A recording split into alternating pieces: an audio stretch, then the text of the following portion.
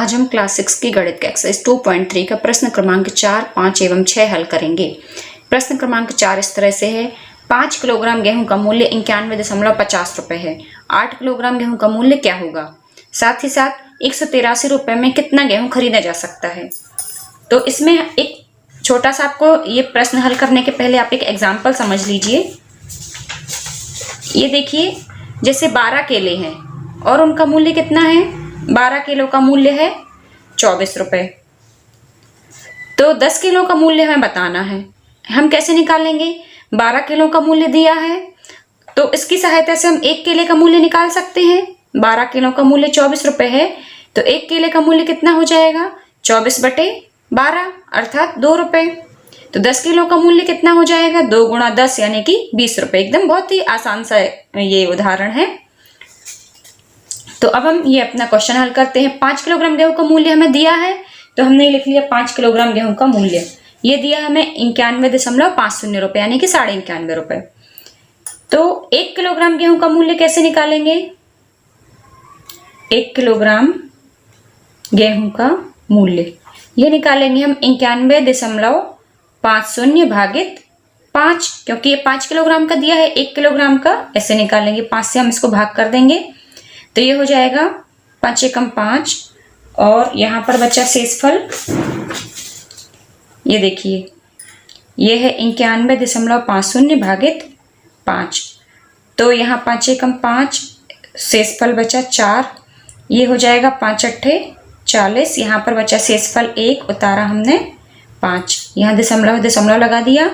5 तिरी 15 और ये वाला 0 है, यहाँ पर भी हम लगा सकते हैं। ये देखिए, यहाँ पर मैं फिर से बता देती हूँ। ये हो जाएगा 5 एकम 5 शेषफल बचा 4, फिर से 1 उतारा हमने तो 5 अट्ठे 40। यहाँ पर भी शेषफल बचा 1, फिर हमने ये 5 उतारा। 5 तिरी 15, यहाँ दशमलव था तो हमने दशमलव लगा दिया और फिर यहाँ पर 0 है तो 0 लगा दिया।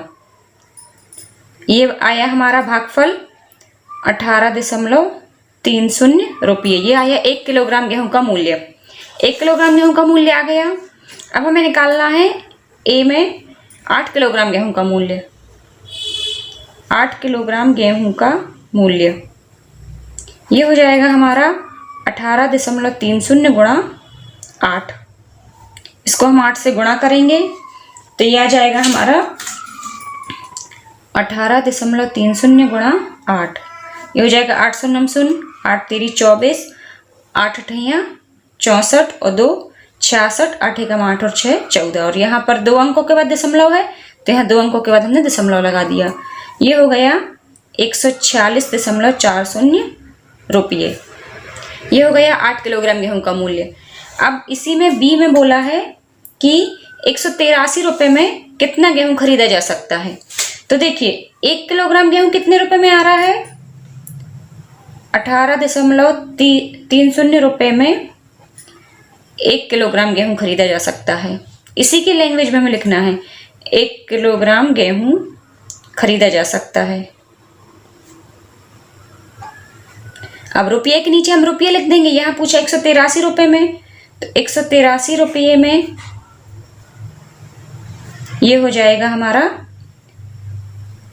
1/18.30 गुणा 183। इसको हम गुणा करेंगे।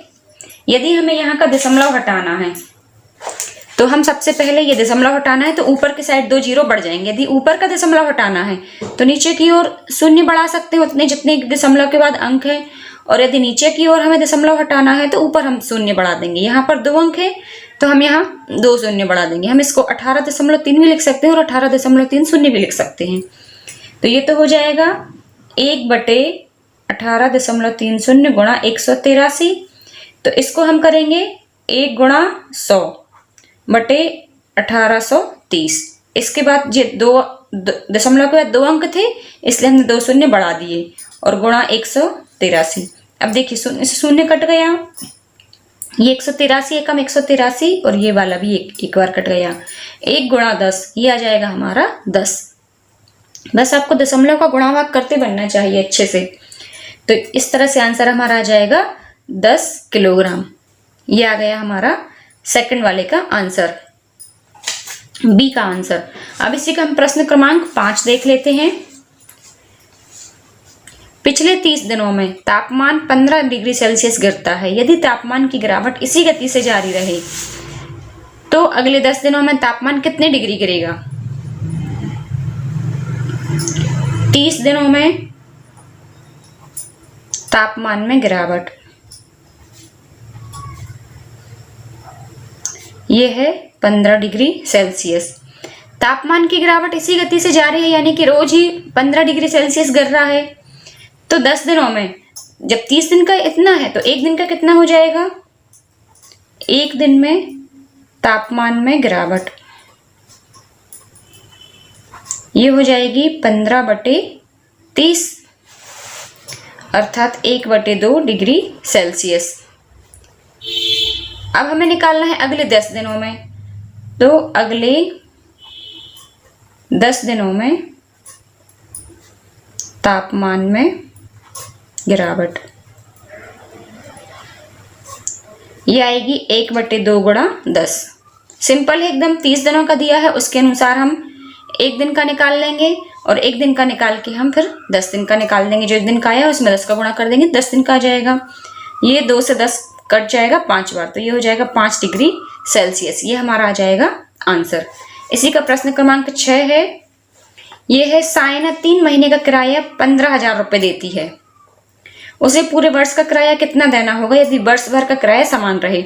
यानी वर्ष भर का किराया ने हर महीने यदि जितना वो पेमेंट एक पहले महीने में कर रही है उतना ही दूसरे, तीसरे और इस तरह से 12 महीनों तक कर रही है। तो ये 1 महीने का नहीं दिया है, इन्होंने दिया है 3 महीने का किराया। तो हम 3 महीने किराए से 1 महीने का पहले किराया निकाल लेंगे और फिर जो 1 महीने किराया आएगा उसमें हम 12 से गुणा कर देंगे तो वर्ष भर का किराया आ जाएगा। सायना द्वारा दिया गया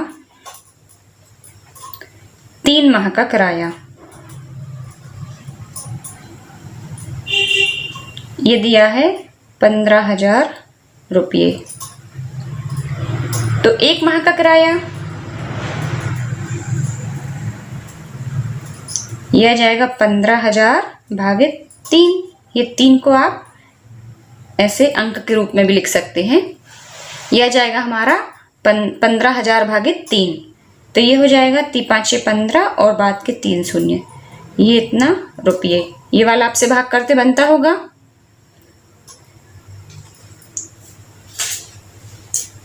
और जब 1 माह का हमने निकाल लिया है तो 12 माह यानी कि 1 वर्ष का किराया, 12 माह ब्रैकेट में हम लिख सकते हैं 1 वर्ष का किराया, 1 वर्ष का किराया।